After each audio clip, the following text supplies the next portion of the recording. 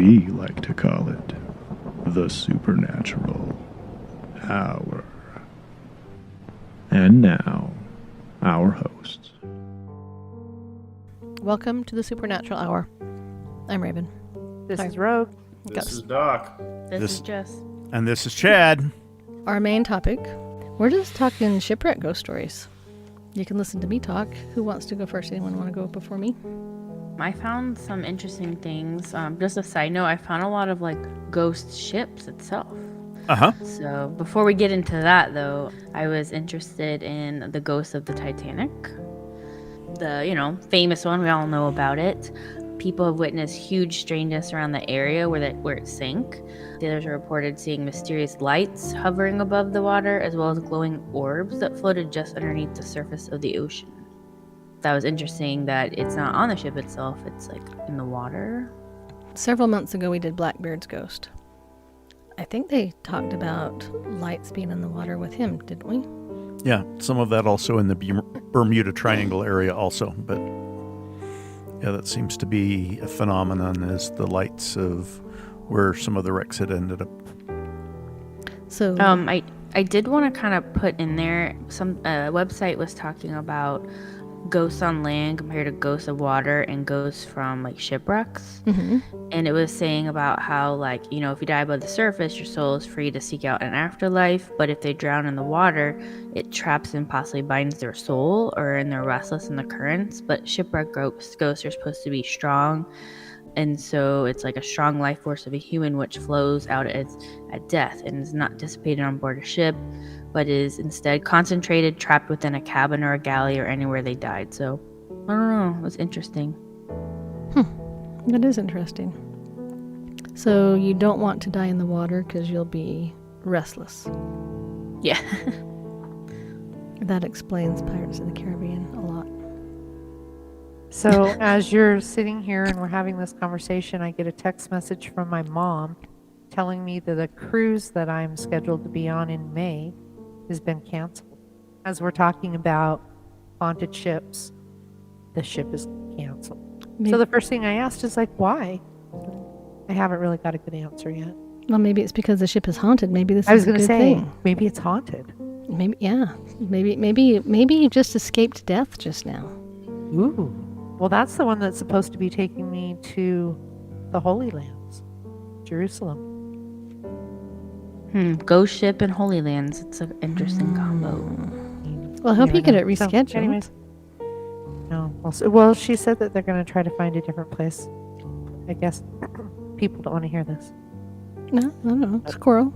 I'm going from the Holy Lands cruise to maybe go to Greece. Greece and Turkey is what you're saying. Oh, that would be fun.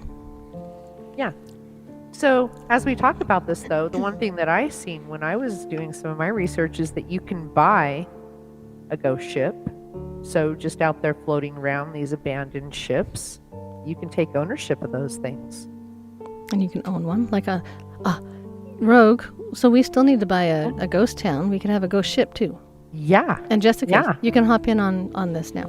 Maybe we can get a ghost port so we can port the ship. Ooh. So our town is a little port. So we Well, have to have a ghost town on the coast. Yeah. Yeah. We can make our own little tour for the ghost ship and go to other ghostly places with it. So Jessica, you'll need to find us one in Florida, and we'll come and Okay. visit you. I mean, I'm going on a cruise in June to Alaska, so I wonder how that's going to be. It'll be a West Coast ghost. All right, we'll talk. Let's get back to haunted stuff. All of our listeners are like, hello. Come back. Hello, come back. Squirrels and stuff. Okay, so one of the things I thought was interesting, just in general, and then I'm going to tell you about the Octavius, is as I was researching haunted ships, there's a lot of ships out there in the ocean just tooling around. A lot. Just in general, you mean a lot of ships that are That are uninhabited, just bopping around on the water. And uninhabited ones, you mean? uninhabited. Okay. And I get some of them can be from, giant tsunamis and everything, but there's a lot of ships out there just tooling around in the water, just all by their onesies. Without Yeah, I it? read about those too. It was like creepy circumstances and everything. Yeah, a lot of them where the people are just gone. They're not just washed overboard, like there's no evidence of anything bad happening. They're just, the people are gone. A lot of people in the water unhappy. Okay, so the Octavius.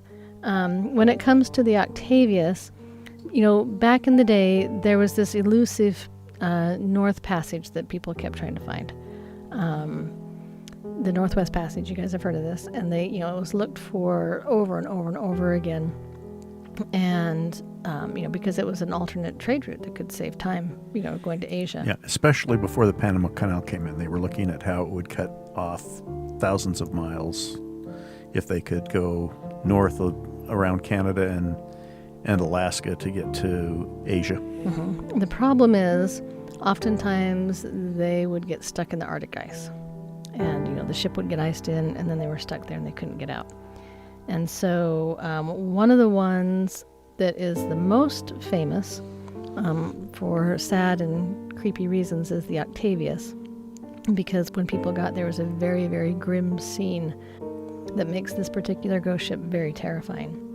So, just envision a 3-masted schooner left England in 1761, but they found it off the coast of Greenland in 1775. So it sat there for almost 15 years before they got to it. So the captain decided to try and use, what they thought was the Northwest Passage, but is not, to come home. And there were 5 men when they found the ship in 1775. Here's the ship. They walk on. The entire 28-man crew was below deck, but they were all frozen to death. And, so they're frozen, so they're all preserved. The icy figure of the ship's captain was discovered sitting at his desk, writing in his logbook, pen still in hand. So it's not like, it was almost like he was flash frozen. The last logbook entry was in 1762. They'd been lost at sea for, like we said, 13, 14 years before they were found. That would be a sight. Walking onto that ship and just seeing 28 people just frozen, staring at you. And then, the ghosts that would be there. That would be... I wonder what the atmosphere was like walking in there. Probably pretty creepy. It's just sad. Something kind of like opposite, where it was really hot on the ship. It was the SS Orang Medan. I hope I can say that right. It was 1947, and they were on the ship trying to do an SOS Morse code, but it was undecipherable. With the last little burst afterwards, it said, "I die," and that's just really creepy. It was found eventually adrift approximately 50 miles from the indicated location, and it says it was littered with the corpse of the Dutch crew, eyes wide open, their arms grasping an unseen assailants, their faces twisted into revolting visages of agony and horror, and even the dog was dead on there. And it was 100 degrees Fahrenheit, but it was a disturbing chill in the air from somewhere unknown in the ship. And the bodies of the crewmen had no injuries to count their death, but they seemed to be decomposing quicker than normal. So, wow. Ugh. Now, is this the one that was in 1947? Yes. Okay, and I think it was called the Orang Medan? Mm-hmm. Okay. Yep. Ooh. Yeah, I can't imagine, seeing such a thing. There's got to be some ghosts on there. Right, and then I read about that one that at one point there was an engine room fire. It caused the ship to be abandoned, and it eventually sank. And so because of that, they weren't able to do autopsies or get any more information to figure out what had happened. That is crazy. The I die. Ooh. Even as we were looking on YouTube and on the internet, looking for these stories, the one that came up over and over and over and over again was the Mary Celeste. Yeah, she's probably one of the most well-known ghost ship stories. Yeah, and she actually is so well known that Arthur Conan Doyle wrote a short story about her. Do you want to kind of run with this for a second, Chad? Well, the The Mary Celeste started out as a ship, and I think it was like the Victoria or something like that before, and it had a small issue, been repurposed and then rechristened as the Mary Celeste, bought by a couple of two or three different things. I think the captain of the first ship actually died on board, and then they brought it into port and did some different things, and then ships were very expensive, so they re-outfitted her and renamed her and went through a couple of different owners. Another captain actually had died on the ship also in another voyage, and then a little bit later, the main captain, or the one they talk about mostly, he was on board with his wife and their 2-year-old baby girl, I believe, and I think 8 or 10 crewmen, and they were taking a shipment of denatured alcohol or isopropyl alcohol, I'm not sure which one it was, from Canada to the Mediterranean, to Italy. That was their cargo. And there was another ship, I didn't know the name, like an Italian name, and the two captains had, the ships were of similar size. It was called the Di Gracia. The Di Gracia, okay. The two ships were of similar size, and the captains knew each other, and they had dinner together, talking about their voyages and what they were going to do. And the Mary Celeste actually left. There had been a pretty good storm. The Mary Celeste left a few days before the second ship left around the Azores Islands. A couple of weeks later, during the voyage of the second ship, the captain was woken up and said, "We've spotted, a derelict ship." They went and they threw the spyglass and saw that it was the Mary Celeste, and he became a little worried because he knew that the guy's wife and child was on it, and he was somewhat of a friend, and became worried about the crew. So they actually went over to the Mary Celeste, and 3 or 4 guys went over and secured it, and there was nobody on it. The lifeboat was missing, and some of the riggings were down, but not, tattered and destroyed.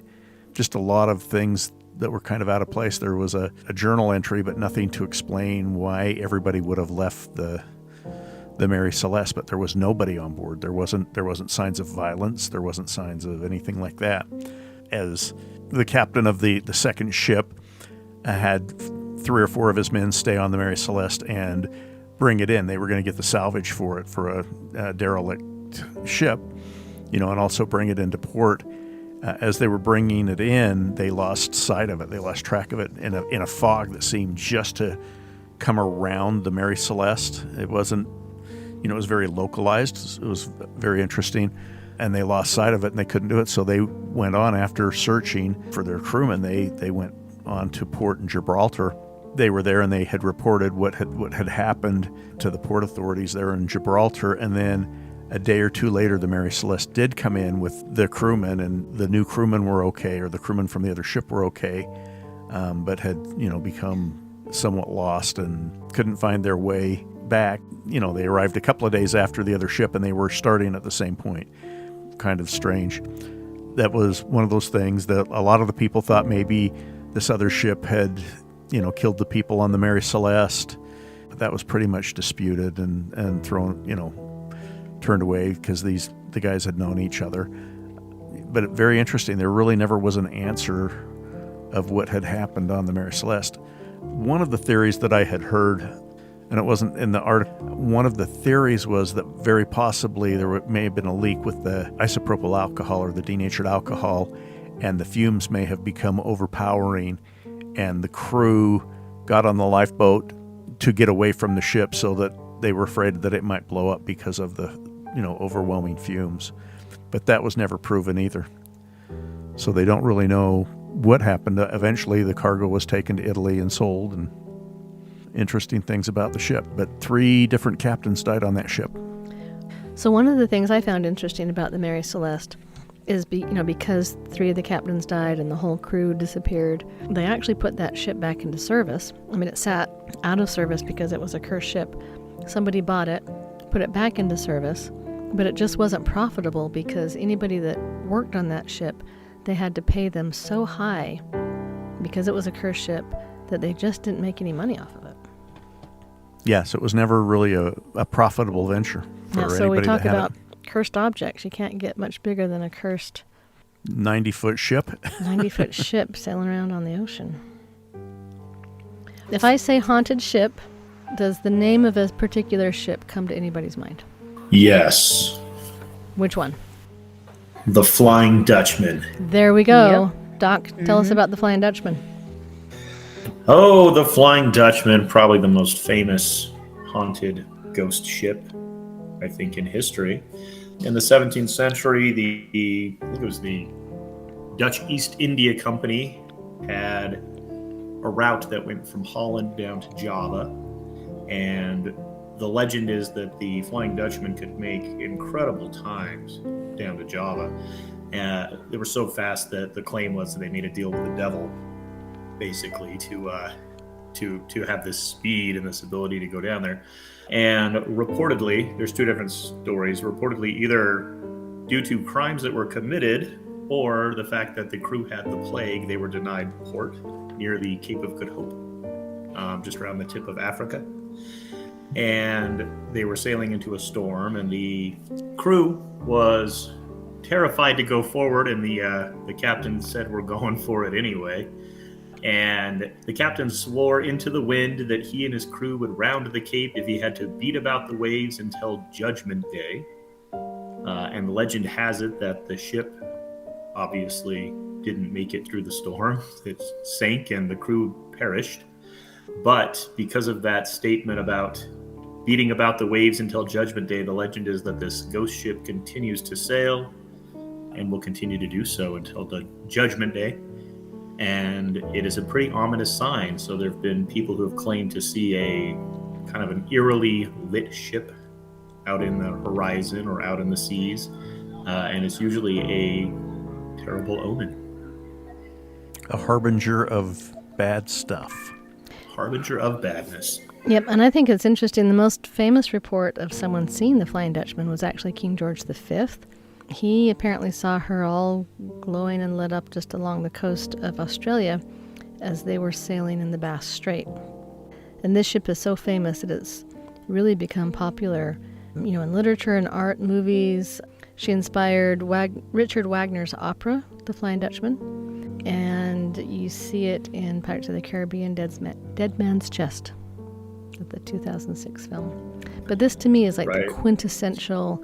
You're out on the ocean, you see this pirate ship, Kind of eerie ethereal. glow. Well, I don't want to see it. This is one I don't want to see because apparently it is a bad omen. I don't And if need you any see bad it, omens. bad stuff happens. When you guys go on your cruises to Turkey and Don't be Greece, looking for the ship. don't go out at night and look for the ship. Keep your eyes shut. It's like a 2-year-old. If you can't see it, it can't see you, right? Okay.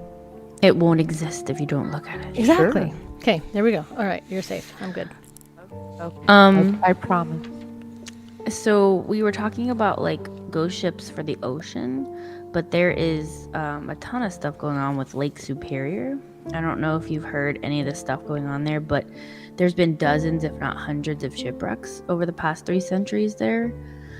And when the bodies go underwater, they don't really decompose down there. There's one called Old Whitey of Lake Superior.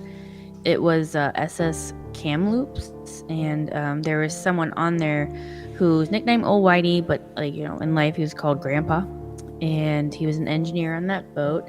And it sank, and he went down like within it, and there's 24 shipmates that all went down inside of it, and divers can go down there and like see him. And apparently he has scuba divers have seen an animated corpse still living on the boat, and has been known to wave to the divers and walk on top of the hull and even follow divers while they explore the ship, and some even claim to experience them touching them. Well, that's creepy. A little bit. Yeah, I saw like a video on like TikTok where this girl who like talks about all the crazy stuff with lakes, and so like there's something special about the waters in Lake Superior that the bodies are just still there. Yeah, the Great We Lakes. did a podcast on the Great Lakes Triangle not that long ago. Yeah, just shortly before you joined us. And we talked about some of these kinds of things, but we hadn't talked about that one.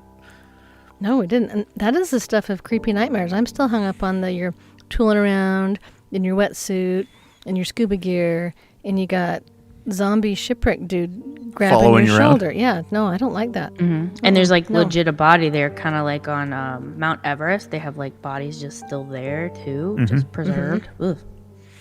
Yeah, we watch sometimes a YouTube channel, Ask a Mortician, and she has done a little while ago one about the Edmund Fitzgerald, which was one of the ships that cracked up, and I think it was in the 60s on the Great Lakes.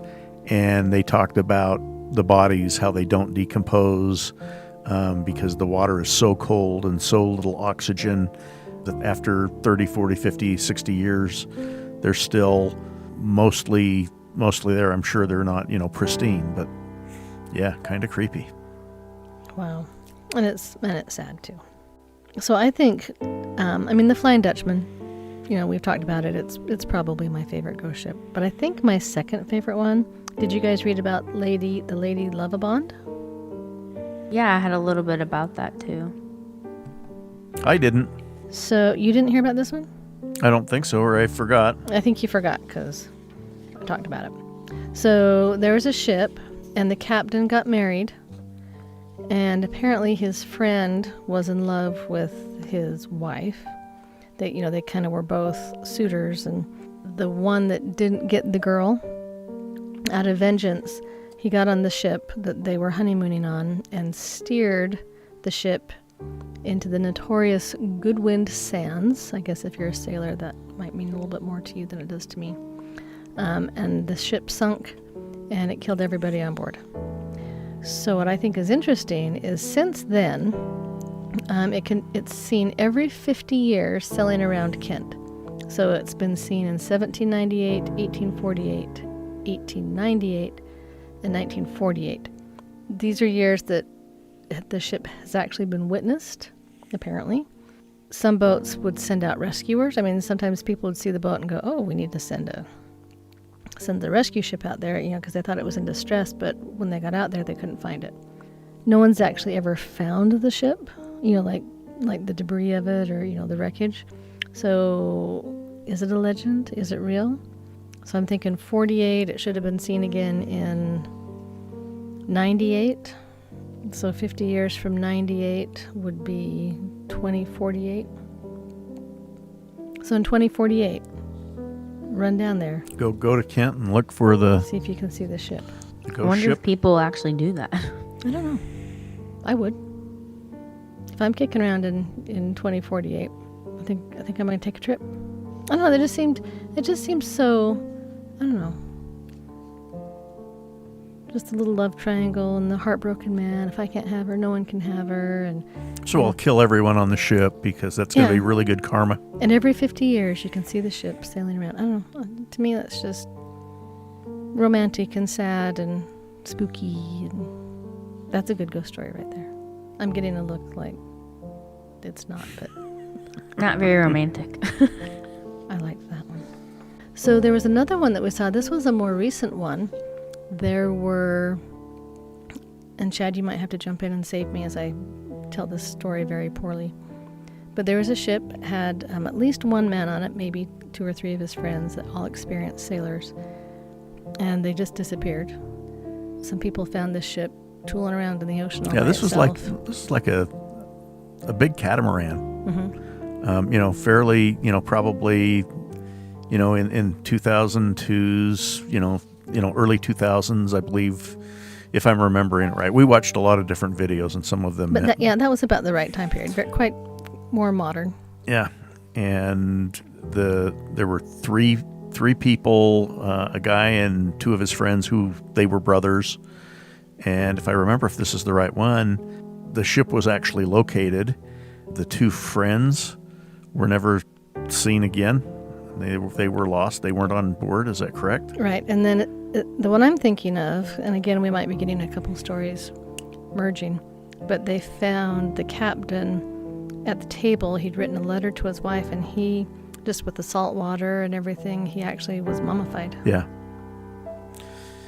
Yeah, and then they hauled the ship in, and other people had used it, but there had been all sorts of problems with it after that, and it ended up, just derelict and pulled up into the land, and and this was, a very expensive, catamaran yacht kind of thing that, people could go around the world in kind of yacht.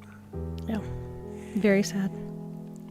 So the last ship that I have, and I kind of saved it for last just because it's got an interesting story, it's the HMS Resolute. It was a British Royal Navy ship.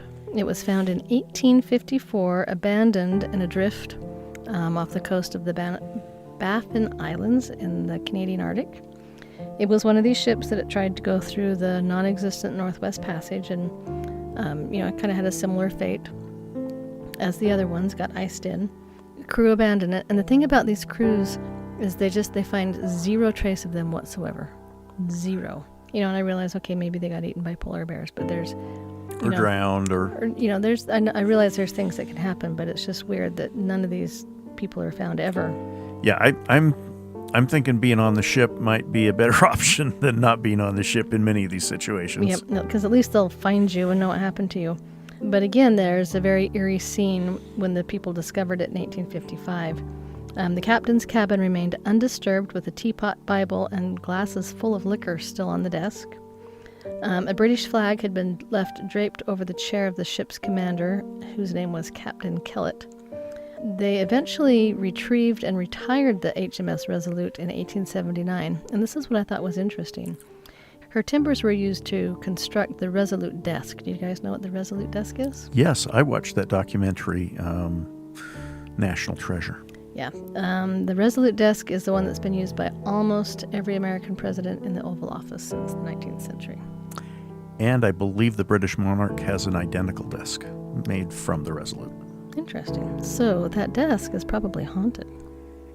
Could be. By presidents past. Well, and the people on the Resolute. Oh, that too, yeah. Yeah. Haunted. Interesting that the timbers from the Resolute were used for a desk and given to the American president. Yeah, I just wonder how that thought process went down. This ship got stuck in the ice. The whole crew Vanished. It's really weird and really creepy. Let's make a desk and give it to the president.